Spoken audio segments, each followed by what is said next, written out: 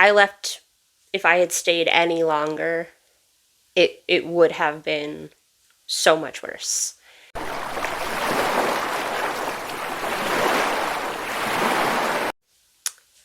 Hi, I'm Kate. Welcome to Always Tuck and Roll. We discuss life, the universe, and everything through the lens of autism, because autistic.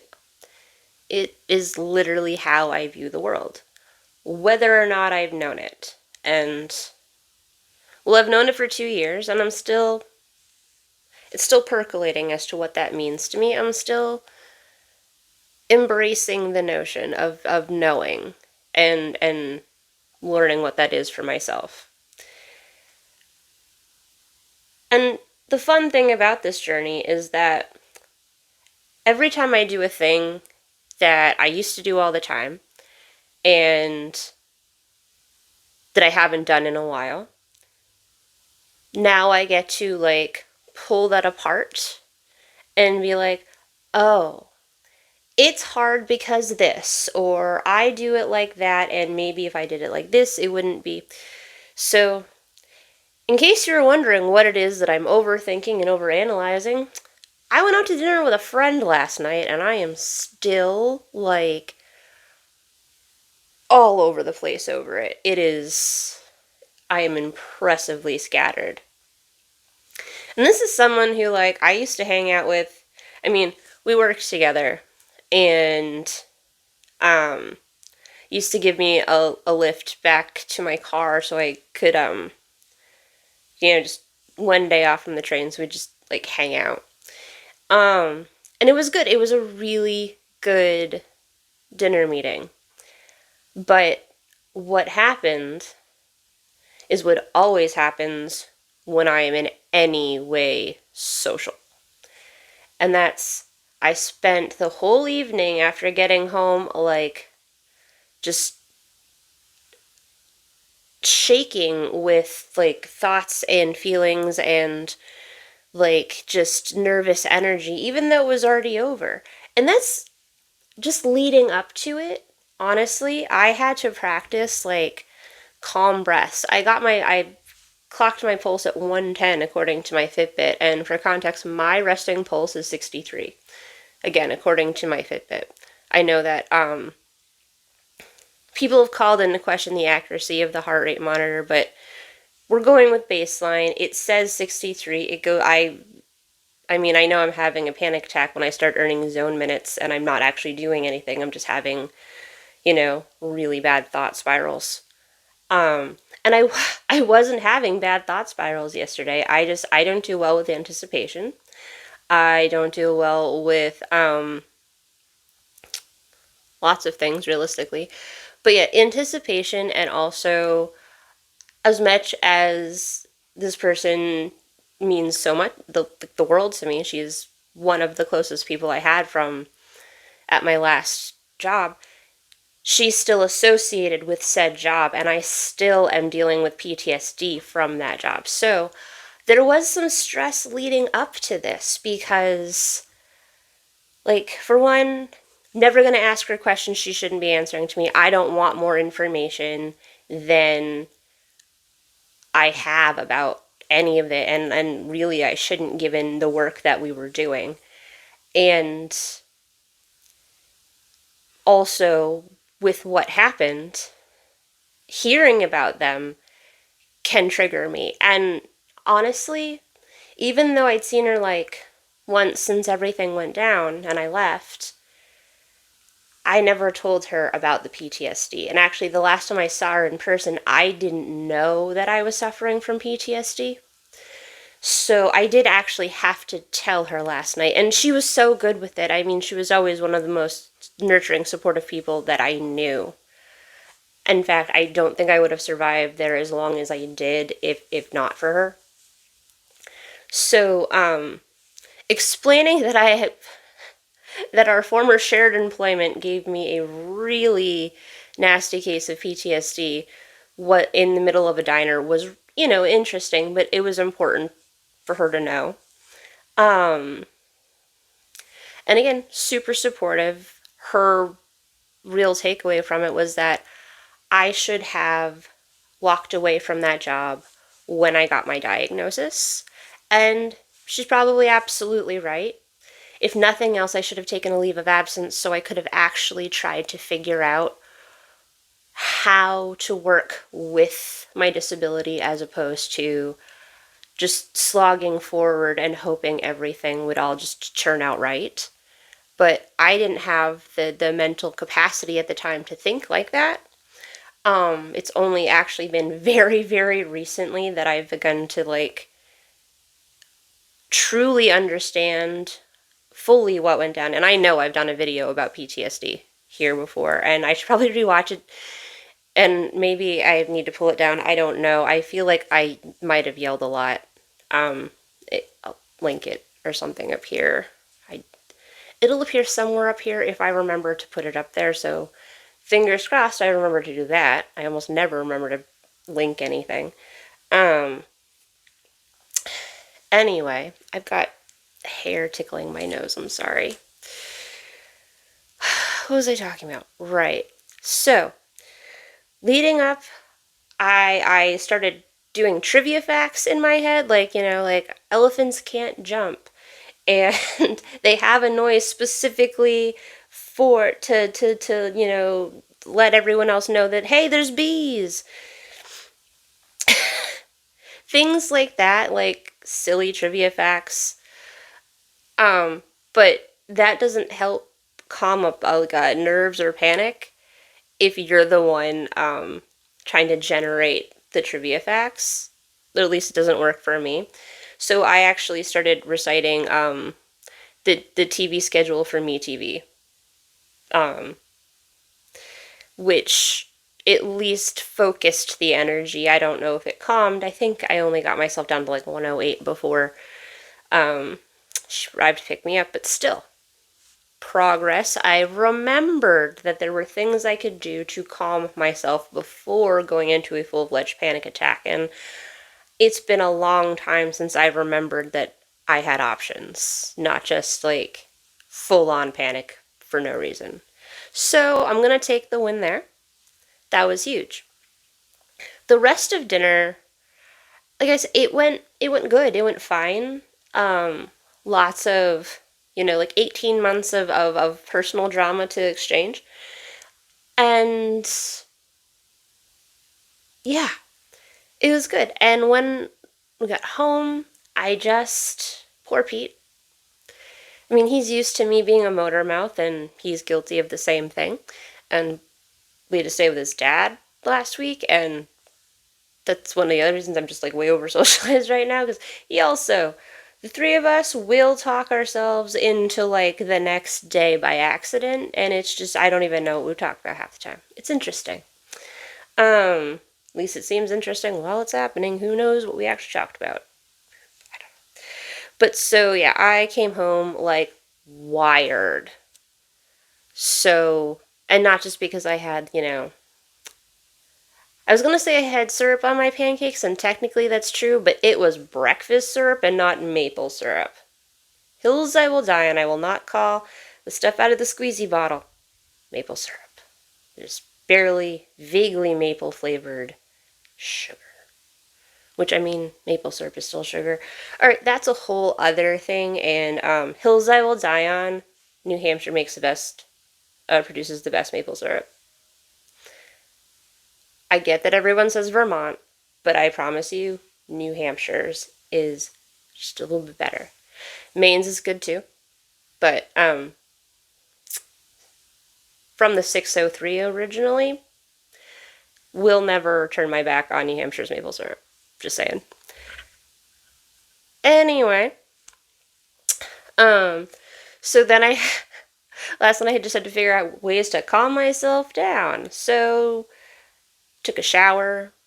I like to shower at the end of the day. I like to wash the day off. It's helps rein in the craziness.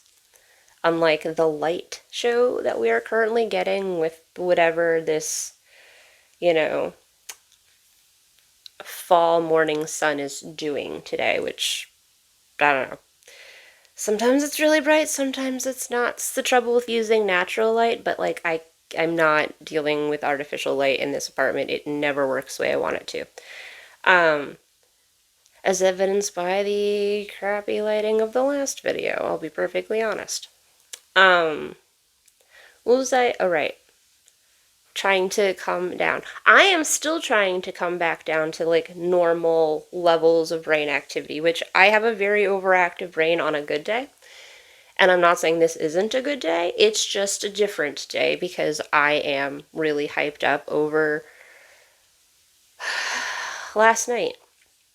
And honestly, we did talk a little bit about work, and I wasn't sure if I would be able to have that conversation at all, which is why I did explain about the PTSD, that and she's a friend who would understand. So, and if you can't tell your friends, who can you tell? Not trauma dumping or anything like that, just like, hey, by the way, I almost totally showed my millennialness, my elder millennialness, by going BT dubs. Pretty sure no one says that, and it was barely a thing then, but it is something I almost compulsively said, so isn't that fun?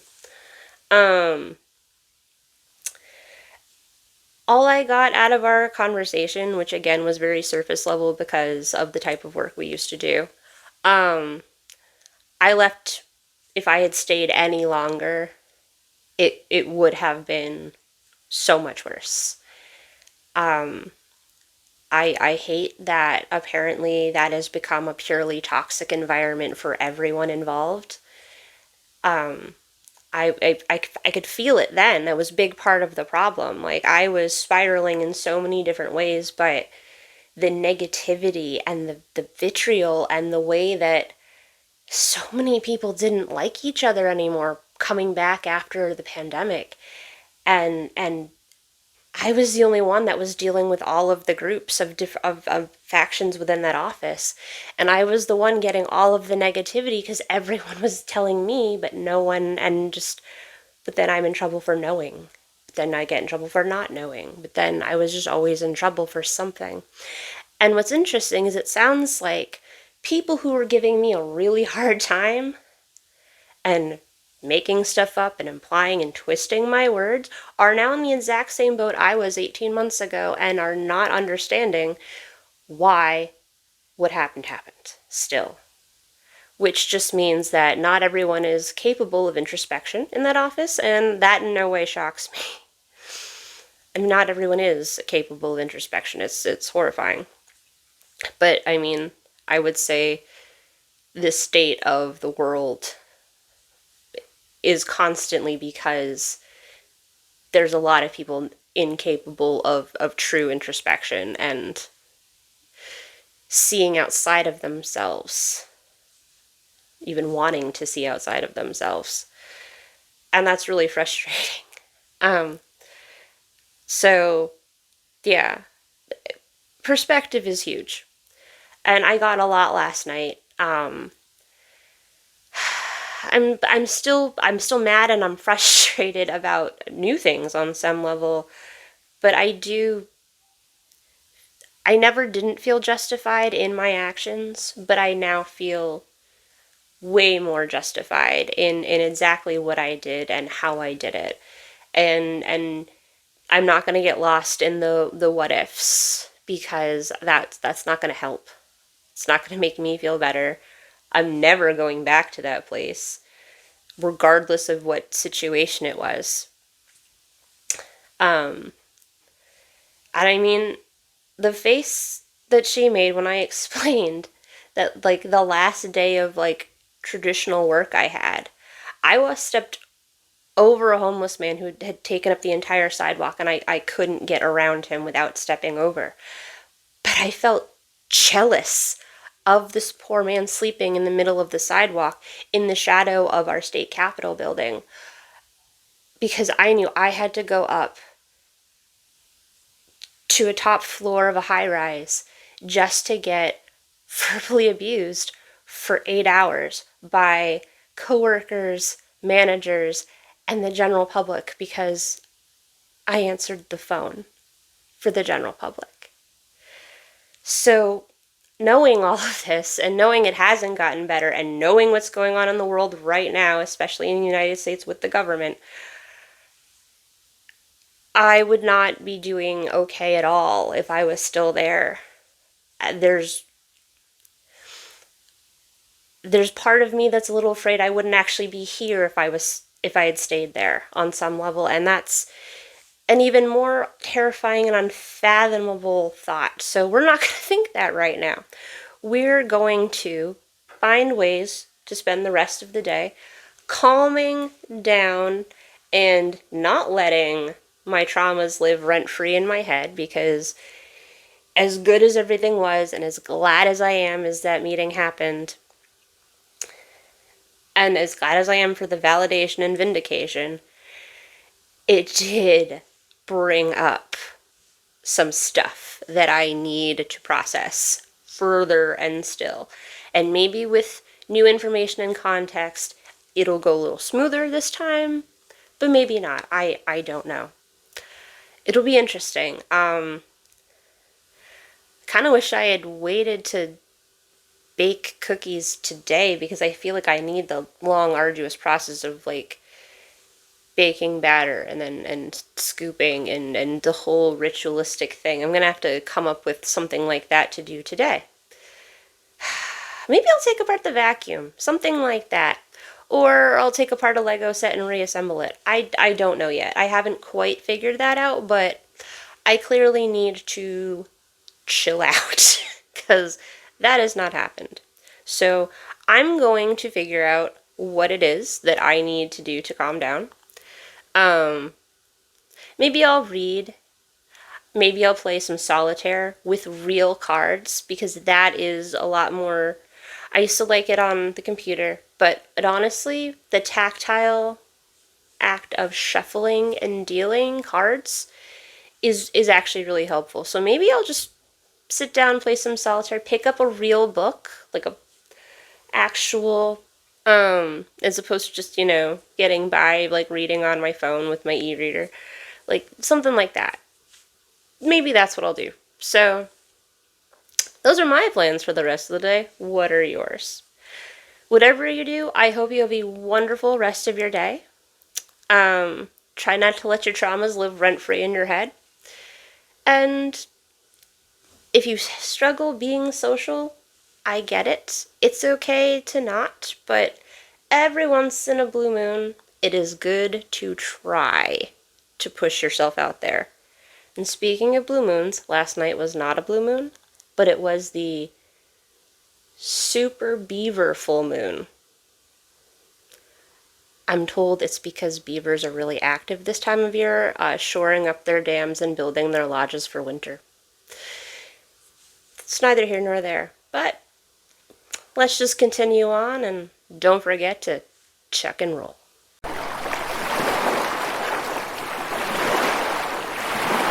I'm going to take the win there. That was huge.